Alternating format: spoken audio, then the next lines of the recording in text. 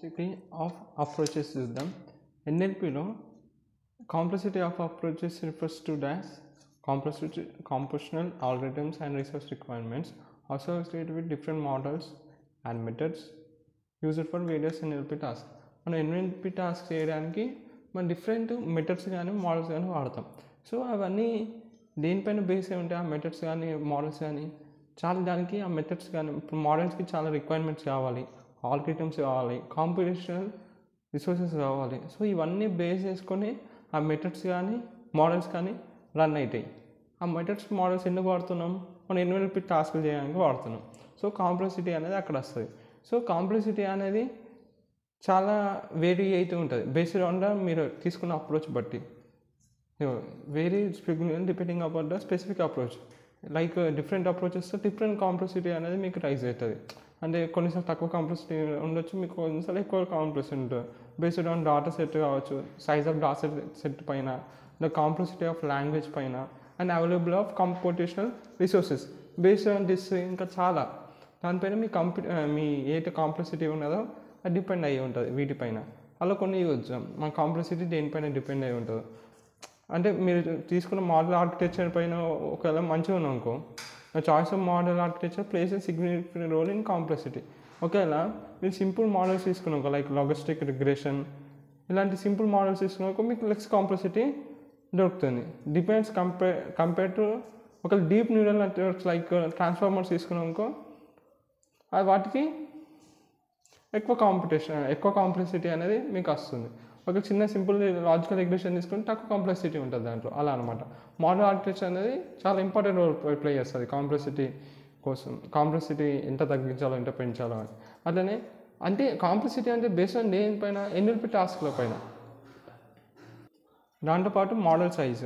ఒక large models with have more parameters to have more complex. ఆ model లోపల చాలా పారామీటర్స్ యూజ్ చేసినాకో కాంప్లెక్సిటీ అనేది అంత ప్రొఫెషనల్గా ఎక్కువ ఉంటుంది. ఇప్పుడు లైక్ ఒకవేళ ప్రీ ట్రైన్ మోడల్స్ తీసుకోండి లైక్ GPT-3, BERT, BERT, దీనిలో కొన్ని hundreds of millions or even billions of parameters ఉంటాయి. దీనివల్ల ఏమవుతుంది?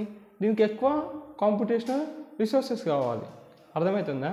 మీరు ఒక మోడల్ లోపల మీరు ఎక్కువ ఎంత నెంబర్ ఆఫ్ పారామీటర్స్ తీసుకుంటారో అంత నెంబర్ ఆఫ్ కాంప్లెక్సిటీ ఆటోమేటిక్గా పెరుగుతుంది అనమాట.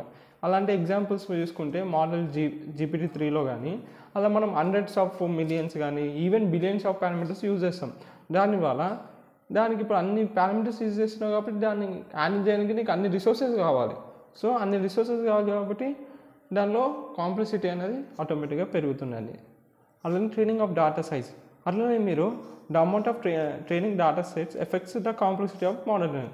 మీరు డాటా సెట్ని ఫస్ట్ ట్రైన్ చేస్తారు కదా, దానిపైన కూడా తీసుకున్న సైజ్ ఉంటుంది కదా. Based on training of data set పైన కాంప్లెక్సిటీ అనేది ఎఫెక్ట్ అవుతుంది. ఇప్పుడు ఒక large data set after require more complex and time to train efficiently. ఒకవేళ మీరు చాలా ఎక్కువ డాటా సెట్ తీసుకున్నాను, దాన్ని ట్రైన్ చేయాలి కదా. ట్రైన్ చేయడానికి మీకు ఏం కావాలా? పక్క రిసోర్సెస్ కావాలా. అంటే నీకు ఎక్కువ రిసోర్సెస్ కావాలి. ఎక్కువ రిసోర్సెస్ ఇవ్వడం వల్ల ఉంటేనే నువ్వు ఆ లార్జ్ డాటా సెట్ ట్రైన్ చేయడం. దీనివల్ల ఆటోమేటిక్గా ఏమైంది? నీ కాంప్లెక్సిటీ అనేది పెరిగింది. ఇంకా లాస్ట్ వచ్చేసేసి టోకెనైజేషన్ సీక్వెన్స్ లెంత్ పైన కూడా మన కాంప్లెక్సిటీ అనేది డిపెండ్ అవుతుంది. ఇప్పుడు టోకెనైజేషన్ ఆర్ స్ప్లిట్టింగ్ ఏం చేస్తుంది? టోకెనైజేషన్ టెక్స్ట్ని స్మాలర్ యూనిట్స్ లెక్క డివైడ్ చేస్తుంది. వర్డ్స్ ఆర్ సబ్ వర్డ్స్ లెక్క డివైడ్ చేస్తుంది.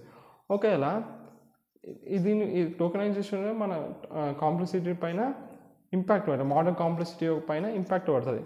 ఇప్పుడు హ్యాండిలింగ్ ఒక లాంగ్ సీక్వెన్స్ ఉంది, మీ దగ్గర పెద్దది ఉంది, ఈ టోకెనైజేషన్ చేయాలి, దాన్ని స్ప్లిట్ చేయాలి స్మాలర్ యూనిట్స్ లెక్క. So handling long sequence can require special techniques or model design for long range dependency. దానికి స్పెషల్ టెక్నిక్స్ కావాలి, ఎక్కువ కాంపిటేషనల్ రిసోర్సెస్ కావాలి, ఆటోమేటిక్గా కాంప్లెక్సిటీ పెరుగుతుంది. So this are some of the examples where complexity will increase or decrease based on this.